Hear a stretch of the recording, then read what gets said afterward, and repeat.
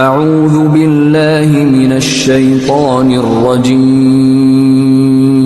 بسم اللہ الرحمن الرحیم الحمدللہ وکفا والصلاة والسلام علی سید الرسل وخاتم الانبیاء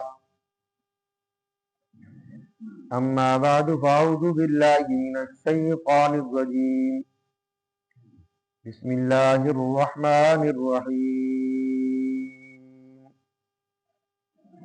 قل یا اہل الکتاب لستم علی شیء حتی تقیموا التوراة والانجیل وما انزل الیکم من ربکم۔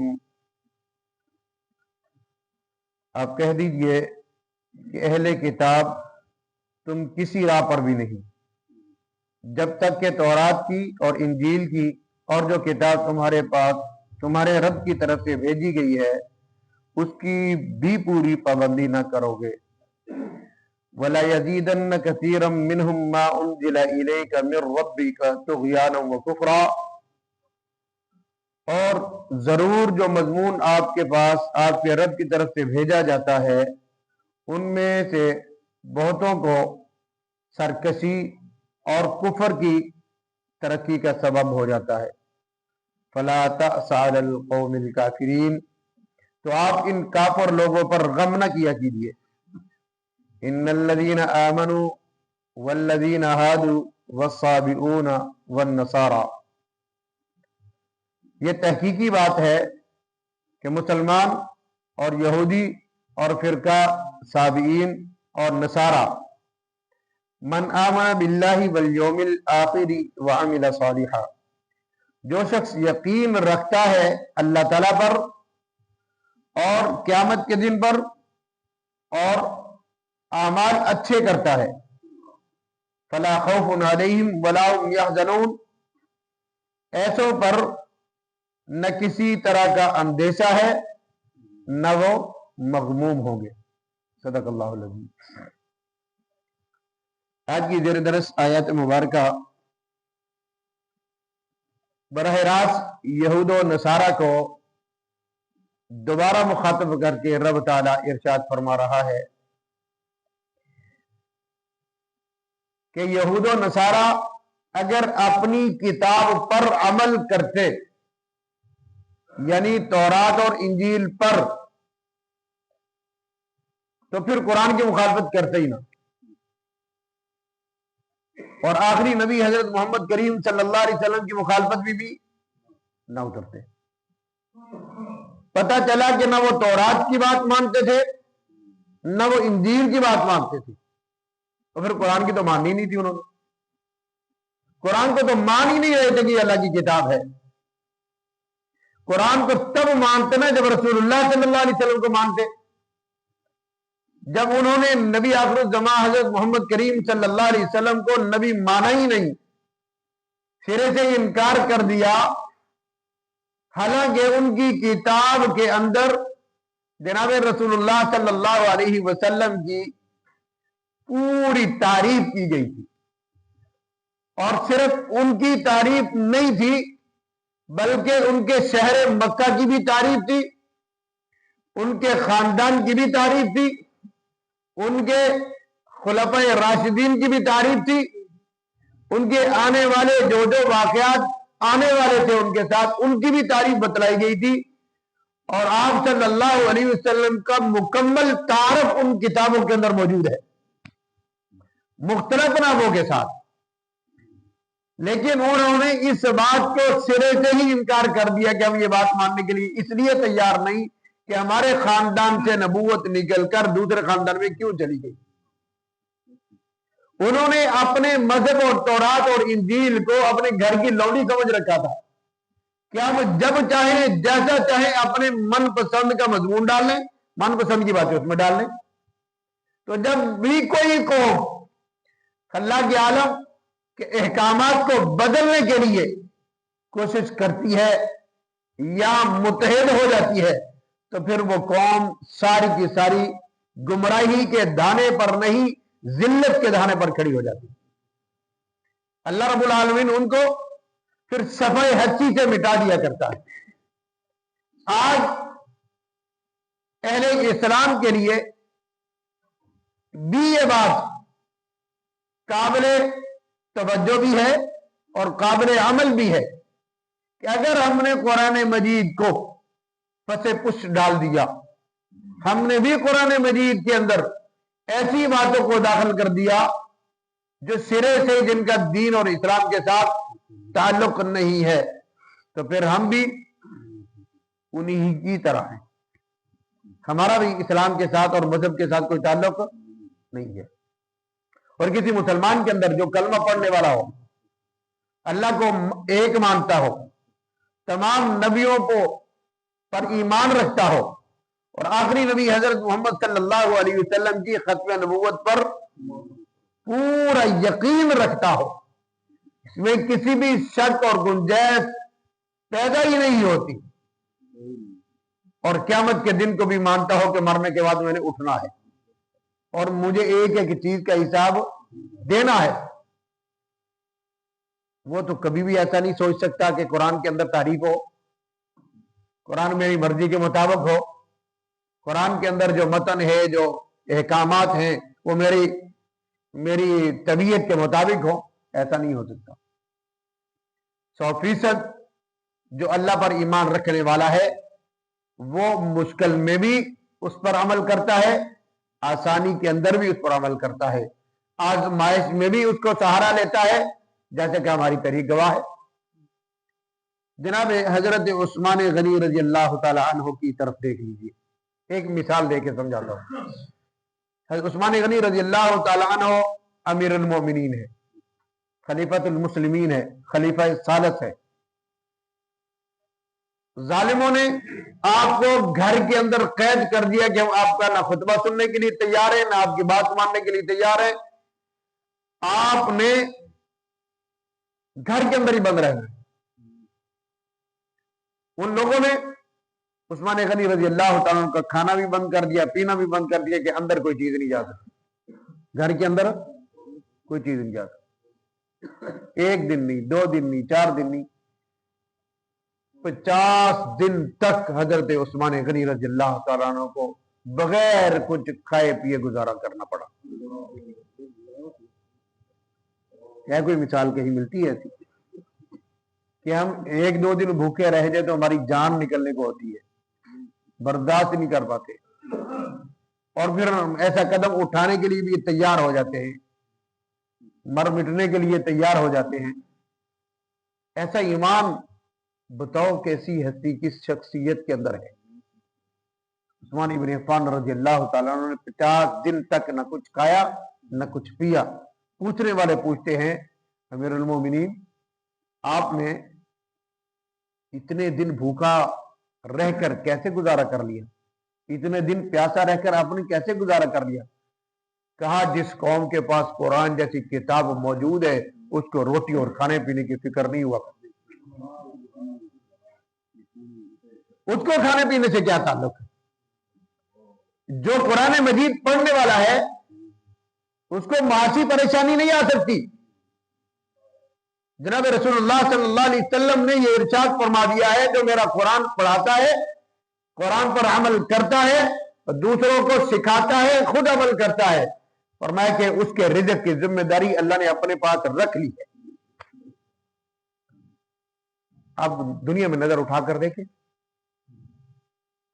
کتنے علماء ہیں جن کا رزق اللہ رب العالمین کو گھر بیٹھے پہنچا رہا، وہ کسی کے سامنے ہاتھ ہی نہیں کرتے،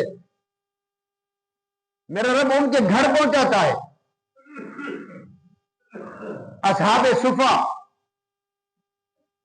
جو چبوترے پر بیٹھ کر علم حاصل کرنے والے تھے،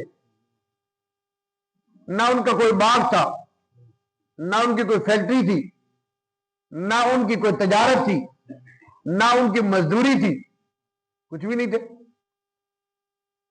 لیکن اللہ کا دین سیکھ رہے تھے، جناب رسول اللہ صلی اللہ علیہ وسلم سے دین سیکھ رہے تھے، تو رب تعالی ان کو وہاں پہنچاتا تھا۔ ان کو وہاں پہنچاتا تھا. جناب رسول اللہ صلی اللہ علیہ وسلم کے پاس جب کچھ کھانے کے لیے آتا تو آپ صلی اللہ علیہ وسلم پہلے اصحاب صفہ کو دیا کرتے تھے کہ ان کو کھلاؤ، پہلے ان کو کھلاؤ.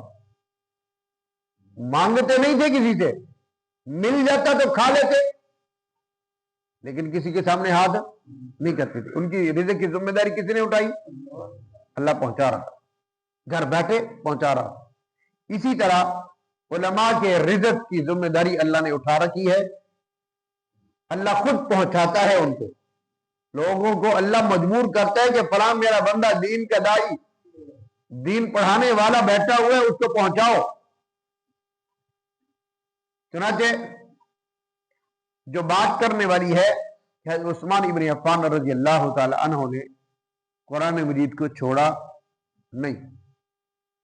دنیا میں کہنے والے کہتے ہیں، ان پر الزامات تان و تشنیع تو کرتے ہیں، لیکن جب حضرت عثمان غنی رضی اللہ تعالیٰ کو شہید کرنے لگے تو ایک بدبخت نے قرآن مجید کو پھینک دیا. لکھا ہے کہ ٹھڈا مار کر یوں پھینکا،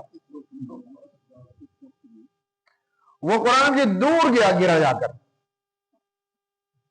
اور دوسرے شخص نے جب آپ پر حملہ کیا، لوہے کی لٹ آپ کے سر پر ماری، آپ کا خون نکلا اور فوارے کی طرح نکلا، بڑی پریشر کے ساتھ. زمین پر گرنے نہیں دیا میرے رب نے. وہ قرآن جو دور گرا تھا وہ دوڑتا ہوا خود بخود حضرت عثمان کے سامنے آ گیا. اس نے یہ بات ثابت کی کہ جو شخص میرے ساتھ تعلق رکھے گا میں دنیا کے اندر بھی اس کے ساتھ وفا کروں گا، اور قیامت والے دن بھی اس کی گواہی دوں گا کہ اس کا میرے ساتھ تعلق تھا. عثمان غنی رضی اللہ تعالیٰ فرماتے ہیں کہ میں قرآن پڑھتا تھا میری بھوک اتر جاتی تھی، یاسین کی تلاوت کرتا تھا میری پیاس اتر جاتی تھی. تو پتہ چلا قرآن مجید رزق کا سبب بھی ہے، ذریعہ بھی ہے. بنانا نہیں چاہیے، لیکن قرآن خود بن جاتا ہے، سفارتی بھی بن جاتا ہے، اور رزق پہنچانے کا ذریعہ بھی بن جاتا ہے. تو آج بھی اگر تم قرآن مجید کے ساتھ تعلق بناؤ تم بھوکے مر جاؤ گے. ایسا نہیں ہو سکتا، ایسا نہیں ہو سکتا. قرآن بھی پڑھ رہے ہو، قرآن پڑھا بھی رہے ہو، اور پھر ہم بھوکے مر جائیں، ایسا کبھی نہیں ہوا اور نہ ہوگا. کیونکہ جناب رسول اللہ صلی اللہ علیہ وسلم نے ارشاد فرمایا ہے، خیرکم من تعلم القرآن وعلمہ، تم میں سے بہترین انسان وہ ہے جو قرآن کو پڑھتا ہے اور جو قرآن کو پڑھاتا ہے. یعنی قرآن سیکھتا ہے، قرآن کو سکھاتا ہے. بہترین لوگ شمار کیے گئے. تو اس لیے قرآن مجید کے ساتھ تعلق بنانا چاہیے کہ نہیں بنانا چاہیے؟ یہود و نصارہ کی سب سے بڑی غلطی یہی تھی کہ اللہ کی کتاب کو مانتے ہی نہیں تھے. اگر مانتے تھے تو اپنی مرضی کی باتیں مانتے جو ان کے فیور میں ہوتی تھی. اللہ فرماتے ہیں نہ تورات کو مانتے، نہ انجیل کو مانتے، نہ قرآن کو وہ مانتے. تو اس لیے فرمایا کہ اللہ رب العالمین کی طرف سے ان کو یہ تمغہ مل گیا کہ وَلَا يَزِيدَنَّ كَثِيرًا مِّنْهُمْ مَا أُنزِلَ إِلَيْكَ مِن رَّبِّكَ طُغْيَانًا وَكُفْرًا. وہ کفر پر اٹے رہے، سرکشی پر اترے رہے. اللہ نے ارشاد فرمایا فَلَا تَأْسَ عَلَى الْقَوْمِ الْكَافِرِينَ، یہ جو مرضی کرتے رہے، یہ ایمان لائیں یا نہ لائیں، آپ پریشان نہ ہو، آپ پریشان نہ ہو. یہ کافر قوم آپ کو یوں ہی دل آزاری کرتی رہے گی، لیکن آپ نے ان کے اس سرکشی پر غمگین نہیں ہونا. فرمایا کہ ان میں وہ لوگ جو ایمان لائے، ان الذین آمنوا والذین ہادوا والسابقون والنصارى، ایمان والے وہ ہیں جو تورات اور انجیل کو مانتے ہیں. اور سابی یہ تیسرا ایک فرقہ ہے. سابی وہ لوگ ہوتے ہیں جو ستاروں کی پرستش کرتے ہیں، جو حضرت ابراہیم علیہ السلام کے دور میں تھے. وہ ستاروں کو پوجا کرتے تھے، یعنی ستاروں کو خدا مانتے تھے.